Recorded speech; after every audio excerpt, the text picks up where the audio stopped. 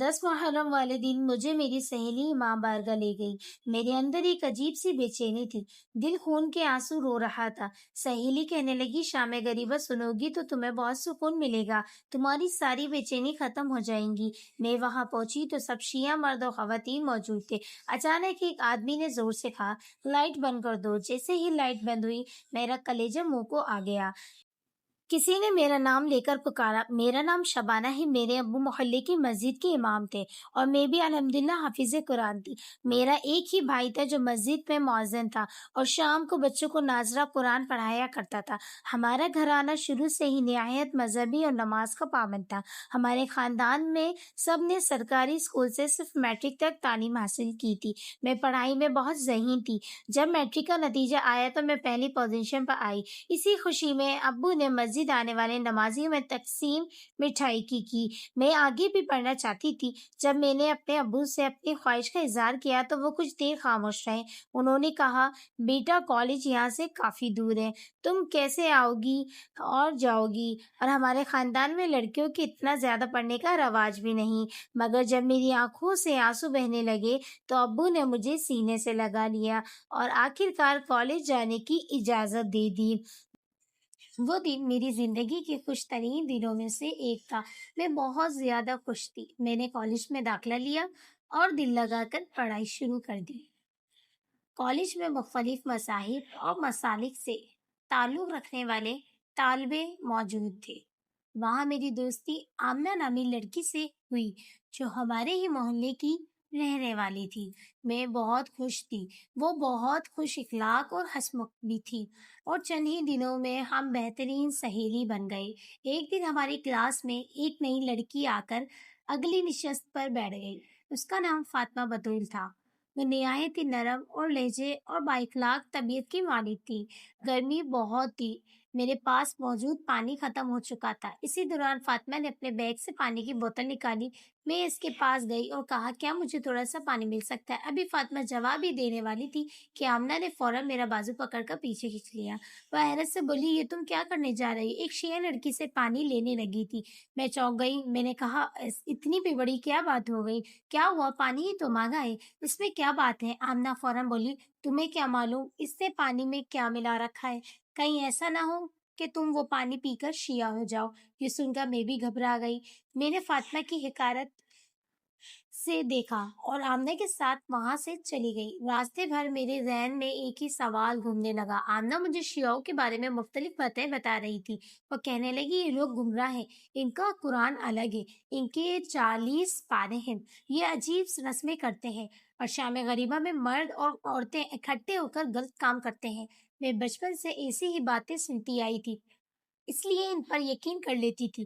میرے دل میں فاطمہ کے لیے نفرت پیدا ہونے لگی۔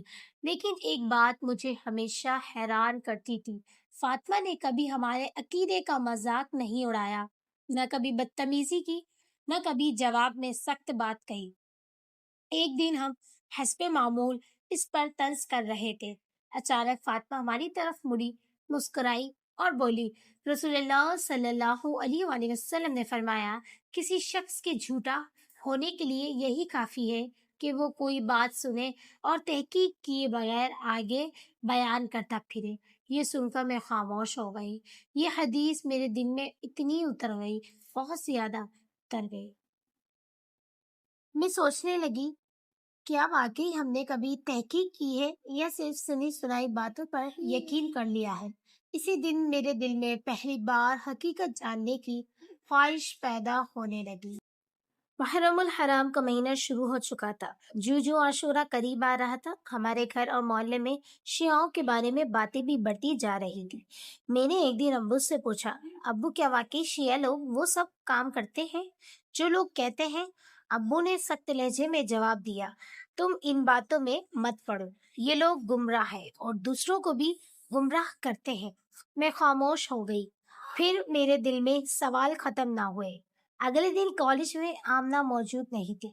میں نے موقع دیکھ کر فاطمہ سے پوچھا، تم نے قرآن کب حفظ کیا تھا؟ فاطمہ مسکرائی اور بولی، میں 6 سال کی تھی جب میں نے پہلی بار قرآن مکمل پڑھا۔ میں نے حیران ہو کر پوچھا، کیا تم لوگوں کا قرآن 40 پاروں کا نہیں ہوتا؟ وہ مسکرائی اور کہنے لگی، نہیں، ہمارا بھی وہی قرآن ہے جو رسول اللہ صلی اللہ علیہ وآلہ وسلم پر نازل ہوا، اسی کے 30 پارے ہیں۔ اس کی بات سن کر میرا تجسس اور بڑھ گیا۔ میں نے پوچھا، تم لوگ ایک اللہ کو مانتے ہو؟ فاطمہ نے جواب دیا، جی ہاں، ہم ایک اللہ پر ایمان رکھتے ہیں، تمام انبیاء علیہ السلام پر ایمان رکھتے ہیں، اور حضرت محمد صلی اللہ علیہ وآلہ وسلم کو آخری نبی مانتے ہیں۔ اس کی باتیں میرے ذہن میں گردش کرنے لگی۔ پھر میں نے ہمت کر کے وہ سوال پوچھ ہی لیا جو برسوں سے میرے دل میں تھا۔ میں نے کہا، یہ شام غریبہ کیا ہوتی ہے؟ فاطمہ چند لمحے خاموش رہی، پھر بولی، میں تمہیں بتا سکتی ہوں، لیکن اس سے بہتر ہے کہ تم خود دیکھ لو۔ میں حیران رہ گئی۔ وہ بولی، اسی سال 10 محرم کو میرے ساتھ امام بارگاہ چلو، اپنی آنکھوں سے دیکھ لینا کہ شام غریبہ میں کیا ہوتا ہے۔ میں گھبرا گئی۔ میں نے فوراً کہا، اگر میرے ابو کو پتہ چل گیا تو وہ مجھے کبھی معاف نہیں کریں گے۔ فاطمہ نے نرمی سے جواب دیا، فیصلہ تمہارا ہے، لیکن جب تک انسان خود حقیقت نہ دیکھ لے، صرف دوسروں کی باتوں پر یقین کرنا درست نہیں۔ اس دن میں گھر تو آ گئی، مگر میرا دل بے حد بے چین تھا۔ نماز پڑھی اور قرآن کی تلاوت کی، مگر فاطمہ کی باتیں مسلسل میرے ذہن میں گونجتی رہیں۔ آخر کار میں نے دل ہی دل میں فیصلہ کر لیا، میں اس سال شام غریبہ اپنی آنکھوں سے ضرور دیکھوں گی۔ میں 10 محرم کی شام امام بارگاہ پہنچی اور شام غریبہ کا پورا منظر نظر آیا۔ ہم آہستہ آہستہ امام بارگاہ کے دروازے تک پہنچ گئے۔ میرے قدم کانپ رہے تھے، دل میں عجیب سی گھبراہٹ تھی۔ میں نے زہرا کا ہاتھ مضبوطی سے پکڑ رکھا تھا۔ اندر داخل ہوئی تو دیکھا کہ خواتین کے لیے الگ جگہ اور مردوں کے لیے الگ انتظام تھا۔ ہر طرف خاموشی، ادب اور سنجیدگی کا ماحول تھا۔ لوگ آہستہ آواز میں ایک دوسرے سے بات کر رہے تھے۔ میں نے دل ہی دل میں سوچا، یہ تو ویسا بالکل نہیں جیسا میں نے ہمیشہ سنا تھا۔ کچھ دیر بعد مجلس شروع ہوئی، سب لوگ خاموش ہو کر بیٹھ گئے۔ ذکر نے اللہ تعالیٰ کی حمد اور نبی کریم صلی اللہ علیہ وآلہ وسلم پر درود سلام پڑھا، پھر واقعہ کربلا بیان کرنا شروع کیا۔ جو کربلا کے واقعات بیان ہوتے گئے، مجلس میں موجود لوگوں کی آنکھیں نم ہونے لگیں۔ چھوٹے بچے بھی خاموشی سے اپنی ماؤں کے ساتھ بیٹھے تھے۔ پھر اعلان ہوا، شام غریبہ کا وقت ہو گیا ہے، براہ کرم روشنیاں مدھم کر دی جائیں۔ جیسے ہی روشنی کم ہوئی، پورا حال خاموش ہو گیا۔ ذاکر نے نہایت درد بھرے انداز میں بیان کیا کہ شہادت کے بعد اہل بیت پر کتنی سخت گھڑی آئی۔ خیموں میں خوف، بھوک، پیاس اور بے بسی کا عالم تھا، اور بچے اپنے پیاروں کو ڈھونڈ رہے تھے۔ یہ سنتے ہی میری آنکھوں سے آنسو بہنے لگے۔ مجھے محسوس ہوا کہ میں پہلی بار واقعہ کربلا کو صرف ایک تاریخی واقعہ نہیں، بلکہ ایک انسانی المیہ سمجھ رہی ہوں۔ اس لمحے مجھے ایک بات ضرور سمجھ آ گئی کہ اس بارے میں رائے قائم کرنے سے پہلے تحقیق کرنا ضروری ہے۔